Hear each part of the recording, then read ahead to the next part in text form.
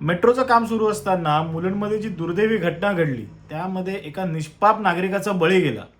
या घटनेनंतर MMRDAने जी general consultant company आहे DB इंजिनिअरिंग, हिल इंटरनॅशनल आणि लुईस बर्गर यांना ब्लॅकलिस्ट केल्याचं सांगण्यात आलं आणि त्या संदर्भातल्या बातम्या सर्व वृत्तवाहिन्यांवरती झळकल्या, सर्व वृत्तपत्रांमध्ये आल्या. परंतु आता MMRDAचं असं म्हणणं आहे की DB इंजिनिअरिंग त्याच्यानंतर जी लुईस बर्गर आहे या कन्सल्टंट कंपनीला आम्ही ब्लॅकलिस्ट केलंच नव्हतं. आम्ही केवळ त्यांना 6 कोटी रुपयात दंड आकारलेला आहे. या सगळ्या बातम्या या मिसअंडरस्टँडिंगमध्ये आलेल्या आहेत. हा सगळा खेळखंडोबा चालवलेला आहे. MMRDAला नागरिकांच्या जीवाचं काही एक घेणं देणं नाही. लोक मरतायत तर मरू द्यात.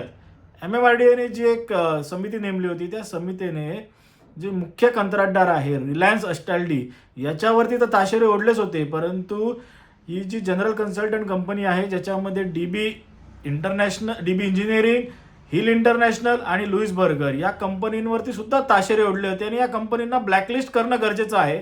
परंतु ब्लॅकलिस्ट न करता आता या कंपन्यांना नवीन कामं सुद्धा देण्यात आलेली आहे.